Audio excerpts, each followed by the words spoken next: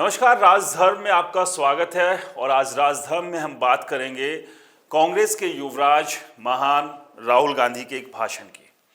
राहुल गांधी ने अपनी न्याय यात्रा खत्म कर ली और उसके बाद मुंबई में एक बड़ी इंडिया गठबंधन के साथ मिलकर उन्होंने रैली को संबोधित किया।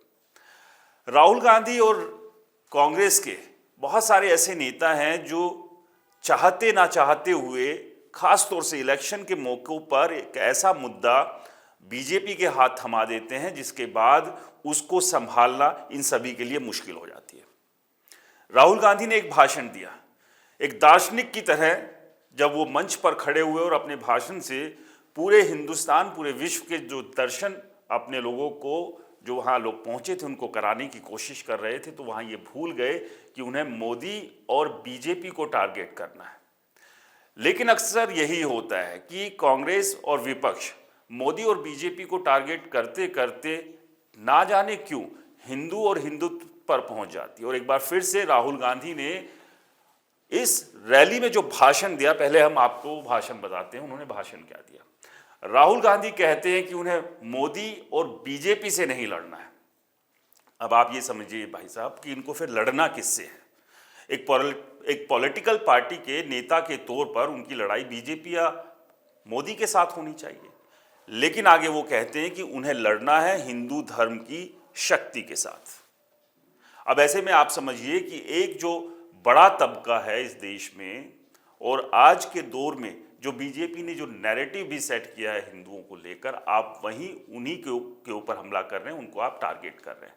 तो ऐसे में कांग्रेस जो बात कर रही है कि मोदी और बीजेपी की जीत, जो 400 पार का दावा कर रहे हैं, उस तक नहीं पहुंचने देंगे, लेकिन राहुल गांधी कुछ ना कुछ ऐसा बखेड़ा खड़ा कर देते हैं कि फिर कांग्रेस को भी उस रायते को संभालना मुश्किल हो जाता है। और एक बार फिर से उन्होंने यही काम किया। तो अब सवाल यह है कि राहुल गांधी को ये स्पीच, ये सलाह देता कौन है?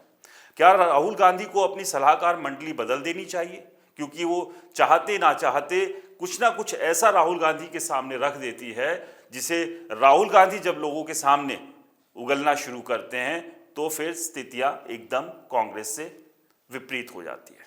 और वही रविवार को भी इस रैली के दौरान हुआ। राहुल गांधी ना जाने क्यों नहीं समझ पा रहे हैं कि हिंदुओं के सेंटिमेंट्स को हर्ट करते हुए, उनके ऊपर हमला करते हुए वो देश में बीजेपी को नहीं हरा सकते।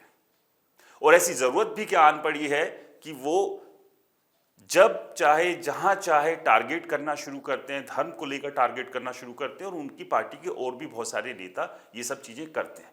राम मंदिर प्राण प्रतिष्ठा के दौरान भी यही था। अगर राहुल गांधी और सोनिया गांधी को नहीं जाना था प्राण प्रतिष्ठा में शामिल होने के लिए, तो उसका आधिकारिक तौर पर इनकार करने की जरूरत क्या थी, जिसका खुद पार्टी में ही बहुत सारे नेताओं ने विरोध किया। और उसके बाद कांग्रेस के ही नेताओं ने बड़े बड़े होर्डिंग्स लगाकर कहीं ना कहीं जो मैनेज करने की कोशिश थी, जो एक बड़ा डेंट लगा था, उसे ठीक करने की कोशिश भी यहाँ की।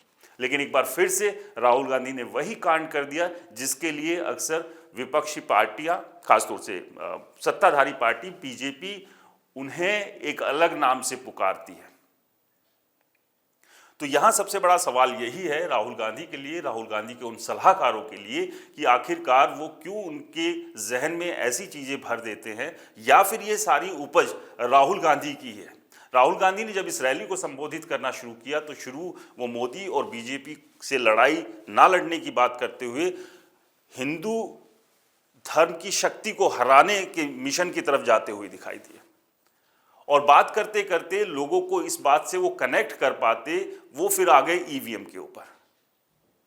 उनको ये समझाना होगा कि वो कौन से हिंदू धर्म की शक्ति से लड़ रहे हैं, कौन सा ऐसी हिंदू धर्म की ऐसी शक्ति है जो उन्हें परेशान कर रही है। पॉलिटिकल पार्टी, पॉलिटिकल फेस होने के नाते एक पॉलिटिकल पार्टी से आपकी लड़ाई है, उसकी सोच से लड़ाई है, उसके एजेंडा के साथ आपकी लड़ाई है। बीजेपी जिस तरह से सरकार को चला रही है उसमें खामियों से अगर कहीं दिक्कत है तो वहां टारगेट करने की जरूरत है राहुल गांधी को। लेकिन वो अक्सर कुछ ना कुछ ऐसा बखेड़ा खड़ा कर देते हैं जिसको अब कांग्रेस समेटने में लगी हुई है, और जिसका फायदा तुरंत बीजेपी उठाती है, तुरंत प्रधानमंत्री नरेंद्र मोदी भी उठाते हैं। और यहां पर भी एक अच्छा खासा मुद्दा बीजेपी और मोदी को राहुल गांधी ने दे दिया है। जिसको कि अब वो अलग अलग रैलियों में भुनाएंगे। तो ऐसे में कांग्रेस जो ऑलरेडी पाताल लोक की तरफ खिसकी हुई है, वो कैसे एक बार फिर से अपने लिए जमीन तैयार कर पाएगी जिस पर वो जीत हासिल कर सके, जिससे वो सत्ता की कुर्सी पर तक पहुंच सके। तो फिलहाल राजधर्म में इतना ही, लेकिन हमारी भी सलाह है राहुल गांधी को कि कम से कम कुछ नहीं कर सकते हैं तो अपनी सलाहकार मंडली को जरूर बदल दें। चैनल को अगर आपने सब्सक्राइब नहीं किया है तो आपसे अनुरोध है कि चैनल को जरूर सब्सक्राइब करें, और आपको इस भाषण को लेकर आपकी क्या राय है कमेंट्स कर हमें जरूर बताएं।